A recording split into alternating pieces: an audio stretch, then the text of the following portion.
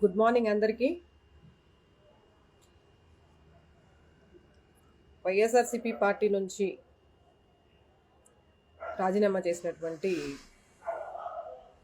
బేదా మస్తాన్ యాదవ్ గారికి, అలాగే ఆర్ కృష్ణయ్య గారికి, మోపిదేవ్ గారికి, ముందుగా బేదా మస్తాన్ యాదవ్ గారికి అలాగే ఆర్ కృష్ణయ్య గారికి హార్ట్లీ కంగ్రాచులేషన్స్ తెలుపుకుంటున్నాను. ఎందుకో మీ అందరికీ తెలుసు, ఎంతో కష్టపడి ఆర్ కృష్ణయ్య గారు అయితే బహుజనులందరికీ ఒక బీసీ వర్గానికి సంబంధించిన వ్యక్తి. గతంలో తెలంగాణలో కూడా ఆయన ఎన్నో కార్యక్రమాలు చేపట్టి ఆయన పడిన కష్టానికి మళ్ళీ ఇంకొకసారి రాజ్యసభ అభ్యర్థిగా బీజేపీ పార్టీ నుంచి ప్రకటించడం జరిగింది. అట్లాగే తెలుగుదేశం పార్టీ నుంచి రాజ్యసభ సభ్యునిగా బేదా మస్తాన్ రావు గారికి, సానా సతీష్ గారికి ఇవ్వడం జరిగింది. సో ఈరోజే నామినేషన్స్ అనుకుంటా. అయితే ఫస్ట్ నుంచి తెలుగుదేశం పార్టీలో ఉన్నటువంటి బేదా మస్తాన్ రావు గారు అలాగే ఆర్ కృష్ణయ్య గారు వాళ్ళ జర్నీ మళ్ళీ వైఎస్ఆర్సీపీ పార్టీలోకి రావడం జరిగింది. మళ్ళీ కూటమి ప్రభుత్వం రాగానే వైఎస్ఆర్సీపీ పార్టీ నుంచి రాజీనామా చేసి రాత్రికి రాత్రే బీజేపీ పార్టీలోనూ ఒకళ్ళు, అంటే కూటమి ప్రభుత్వం కదా, మరి బీజేపీ పార్టీ నుంచి ఆర్ కృష్ణయ్య గారు రాజ్యసభ సభ్యునిగా అభ్యర్థిగా ప్రకటించడం, అదేవిధంగా తెలుగుదేశం పార్టీ నుంచి బేదా మస్తాన్ రావు గారిని రాజ్యసభ అభ్యర్థిగా ప్రకటించడం. పాపం మోపిదేవి గారి మటుకి ఏది కూడా పొందకుండా నిరాశ చెందినందుకు ఆయనకి నిజంగా సారీ. ఏదేమైనా బేదా మస్తాన్ రావు గారికి, ఆర్ కృష్ణయ్య గారికి నా హార్ట్లీ కంగ్రాచులేషన్స్. మళ్ళీ మీరు ఎంపీ అభ్యర్థులుగా కొనసాగుతున్నందుకు మేమందరం కూడా ఖచ్చితంగా గుర్తుపెట్టుకుంటాం. మరి మీకు ఏ కారణాలు ఉన్నాయనేది మాకైతే తెలియదు, కానీ ఏదేమైనా మీరు కష్టపడిన దానికి, మీరు అనుకున్న దానికి, మీరు రాజీనామా చేసిన దానికి ఫలితంగా ఈరోజు మళ్ళీ మిమ్మల్ని ఖరారు చేయడం అనేది నిజంగా సంతోషించదగినటువంటి విషయమే. ఏదేమైనా వైఎస్ఆర్సీపీ పార్టీ నుంచి వెళ్ళారు కాబట్టి మీకు ఆ ప్రాముఖ్యత లభించిందని చెప్పేసి మేము ఆశిస్తూ ఉన్నాం. ఇంకొకటి, మన ఏపీకి మంత్రివర్గంలోకి కూడా ఒక కొత్త మంత్రివర్యులు రాబోతున్నారు. మీరు ఆల్రెడీ గెస్ చేసే ఉంటారు, చూసుంటారు న్యూస్ కూడా. జనసేన పార్టీ తరపు నుంచి ఆ పార్టీ యొక్క ప్రధాన కార్యదర్శి నాగబాబు గారిని కూడా ఒక మంత్రివర్గంలోకి ఆహ్వానించబోతూ ఉన్నారు.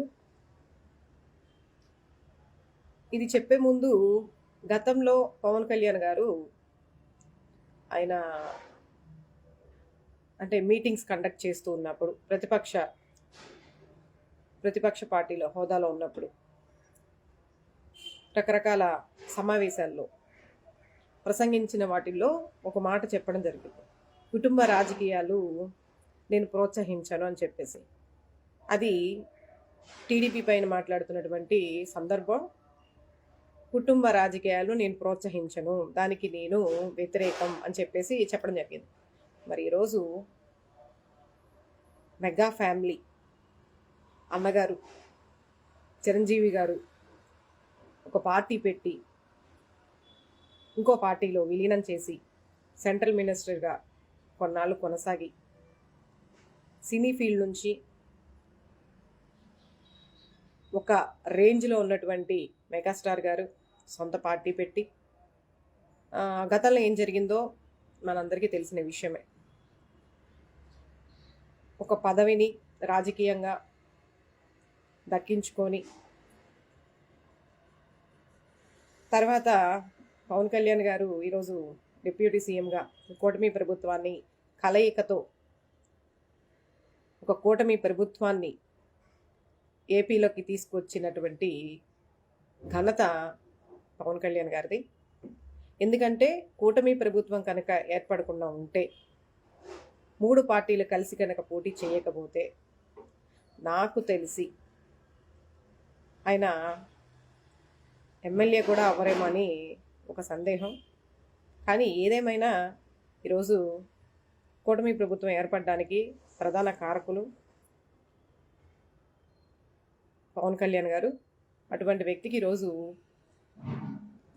ఉప ముఖ్యమంత్రిగా ఇవ్వడం జరిగింది. అయితే ఆయన చాలా చక్కగా బాధ్యత నిర్వహిస్తూ ఉన్నారు కదా, మనందరం చూస్తున్నాం కదా. అన్ని మంత్రిత్వ శాఖల్లోకి ఇన్వాల్వ్ అయ్యి మరి ప్రతి దానిలో కూడా చాలా చక్కగా, అంటే ఫస్ట్ నుంచి కూడా శాంతి భద్రతల మీద, ప్రజల పట్ల, అంటే ప్రజల పక్షపాతి కాబట్టి అన్ని విధాలా ఆయన పోరాటం చేయడం మనం అందరం గతంలో నుంచి చూస్తూనే ఉన్నాం. ఇప్పటికీ కూడా కూటమి ప్రభుత్వంలో అధికారంలో ఉండంగానే ఆయన ఒక ఉప ముఖ్యమంత్రి అయినప్పటికీ కూడా అన్ని శాఖల మంత్రిత్వాన్ని పదవిని ఈయనే చేయడం అనేది చాలా ఆశ్చర్యకరంగా అనిపిస్తుంది. అలా మీకు ఎవరికైనా అనిపిస్తూ ఉందా? పౌర సరఫరాల శాఖ మంత్రిగా, అట్లాగే గతంలో హోమ్ మినిస్టర్గా, సంబంధం లేనటువంటి శాఖలన్నింటిలో కూడా, అంటే ఒక ముఖ్యమంత్రి అంటే ఉప ముఖ్యమంత్రి అన్ని మంత్రులుగా కూడా పనిచేయవచ్చని చాలా చక్కగా నిరూపించుకుంటూ ముందుకెళ్తున్నారు పవన్ కళ్యాణ్ గారు. నిజంగా చాలా సంతోషం. శాంతి భద్రతల గురించి గతంలో మాట్లాడారు. అయితే అసలైంది అది వదిలేసి ఈరోజు రకరకాలుగా షీజ్ ద షిప్ అని చెప్పేసి కాకినాడ పోర్టుకు వెళ్ళి చేసినటువంటి హల్చల్ మనం అందరం చూసాం. అది దేనికోసమో, ఎందుకోసమో, ఎవరు చేశారో, ఎవరు అధికారంలో ఉన్నప్పుడు చేశారో, ఏం జరిగింది అనేది ఒకసారి ఇన్డెప్త్గా వెళ్తే ప్రతి ఒక్కరికి కూడా అర్థమవుతూ ఉంటుంది. సినిమా షూటింగ్ జరిగినట్టుగా ఆ వీడియోలన్నీ చూస్తే కూడా సినిమా షూటింగ్ జరిగినట్టుగా అనిపిస్తూ ఉంది.